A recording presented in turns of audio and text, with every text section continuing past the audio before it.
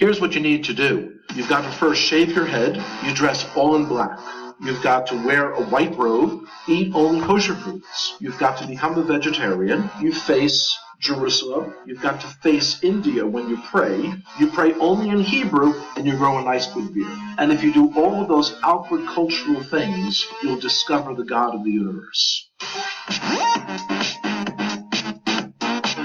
And I'm thinking, this is crazy that someone thinks that they can force their culture on God, and that God's going to be impressed by what you wear, what direction you face when you pray, what you eat, and all these sorts of things.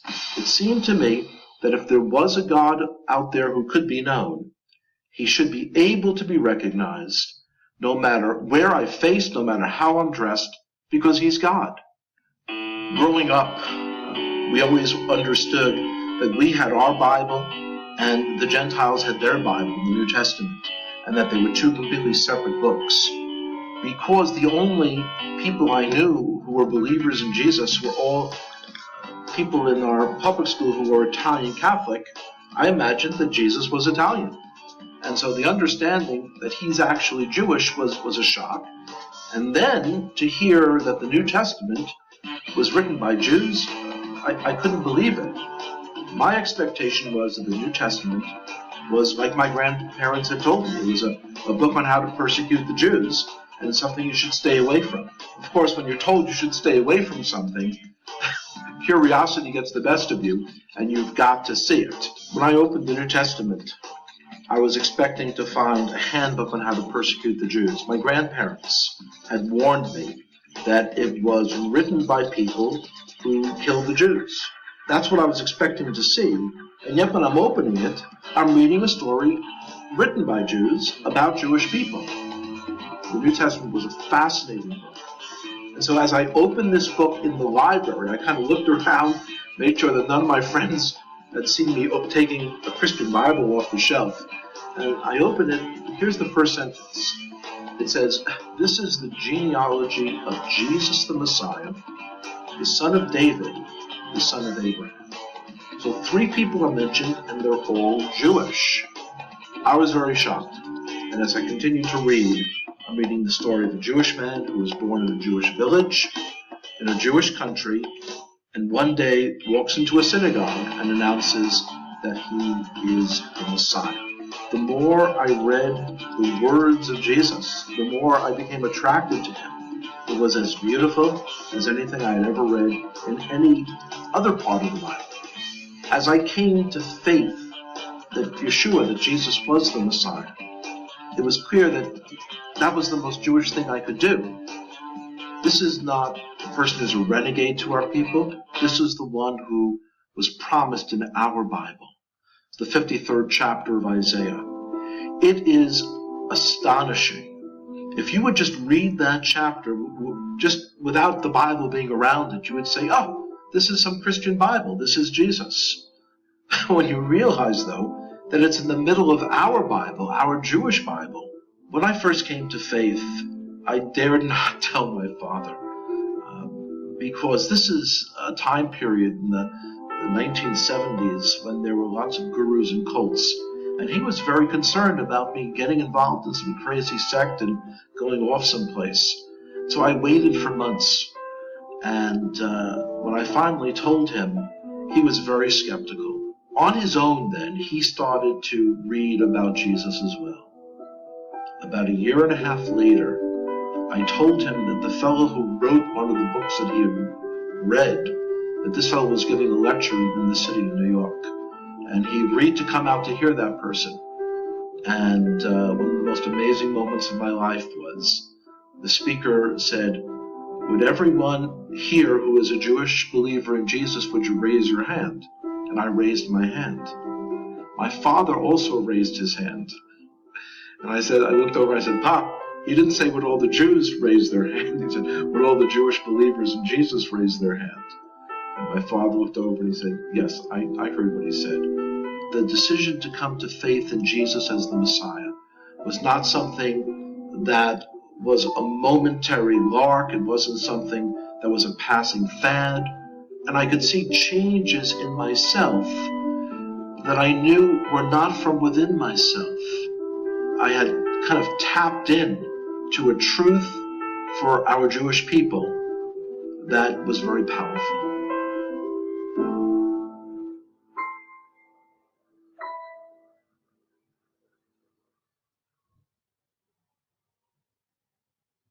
I remember having a conversation with my mother, and she was encouraging me to go to bed early so I'd get a good night's sleep. And I said, Ma, why? Why should I go to bed and get a good night's sleep? She said, so you can get up and be refreshed in the morning and do well in school. I said, why do I need to do well in school? She said, so you can go to a good college. I said, why do I need to go to a good college? She said, so you can get a good job.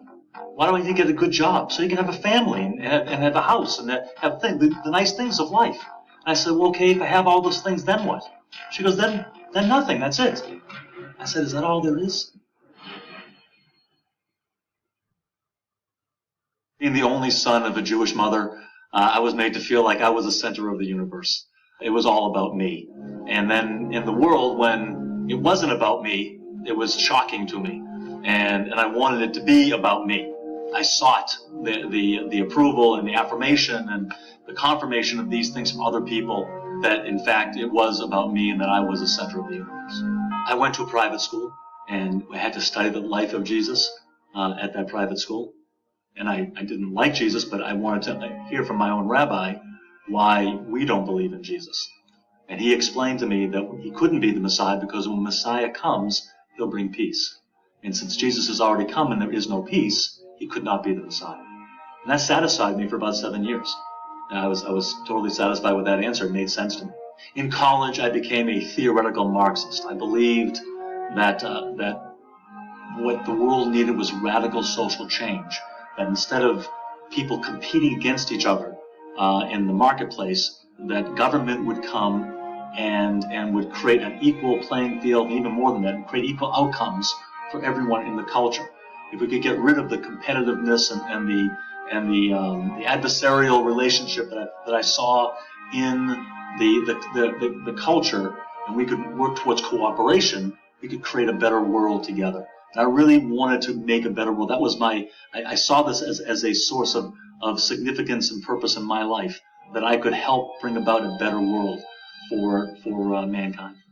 The only problem with my convictions about social change and making a better world was the problem of the brokenness in people. My own personal brokenness, I saw that, my own selfishness, my own pride, my own lust, my own greed, all of those things in my life.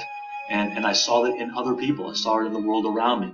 And if there was something wrong with us, if there was something wrong with people, then changing social systems wouldn't make any difference.